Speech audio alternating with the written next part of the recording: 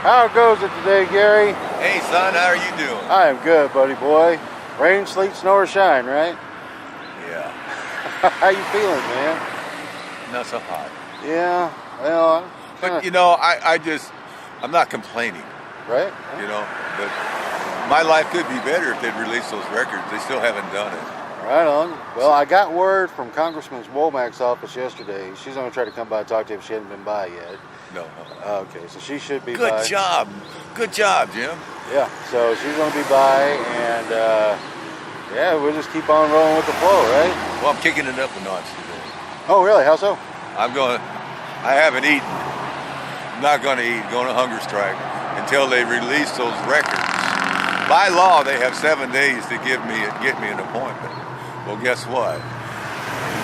We're 7 days beyond the 7 days. The holdup is not the TRICARE. The VA in Fayetteville, the director of the VA and the chief of staff has refused to overnight my PET scan and my CAT scan to the Dr. Malta's office in Mountain Home so he can schedule me an appointment. And I know I would be feeling better today if I'd have seen Dr. Malta a week ago and he could have prescribed medicine particular to my situation. But I'm not getting that opportunity. And so until the director of the VA calls me and tells me he knows for a fact those were shipped overnight like they were supposed to do 2 weeks ago, and like they were by law supposed to have done a week ago, they're in violation of the law. So I don't know why that's not criminal, because this can contribute to my early demise. This could kill me. This could cost me to die early. And I don't want to die until I accomplish the mission here. Right. The thing that strikes me, I'm also, I want to say that yesterday was a wonderful, wonderful day. I had so many people come by and pray with me, and I met a man here named Bud. He had been a scout in combat, Native American, wonderful spirit. He was a preacher. And you know what the VA did to him?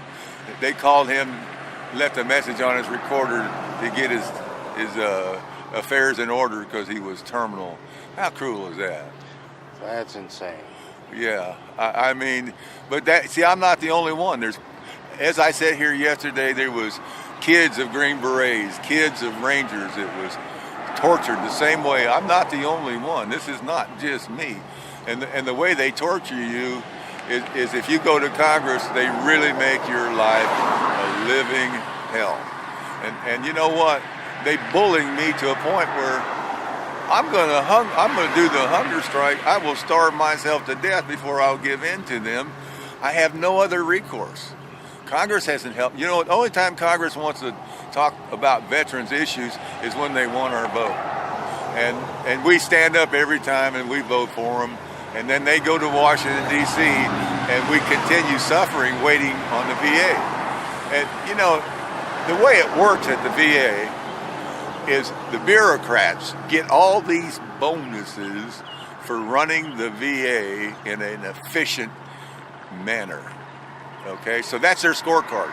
The less money they spend on vets, and the less money they spend, the bigger their bonus is. Well, but in that process, veterans are dying because they're doing things like they're delaying all these appointments on purpose.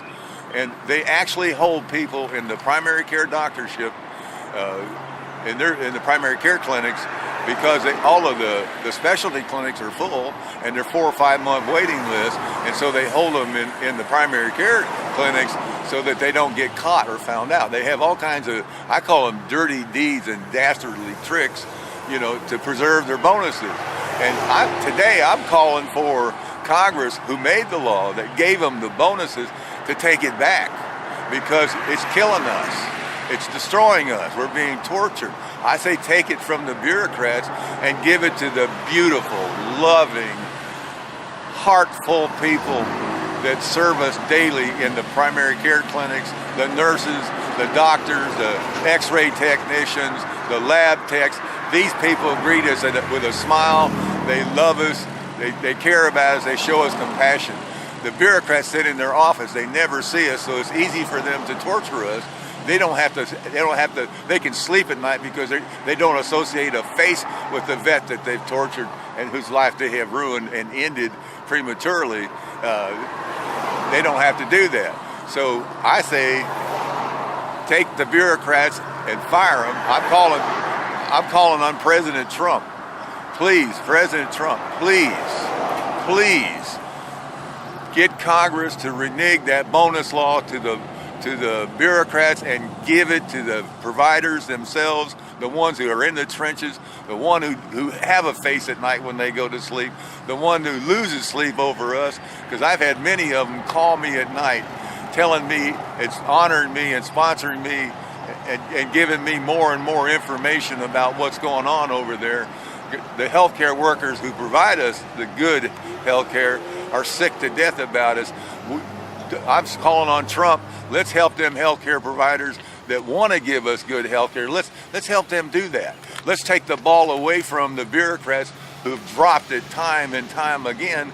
Let's give them bonuses to those nurses, those X-ray technicians, all the doctors that are providing good healthcare.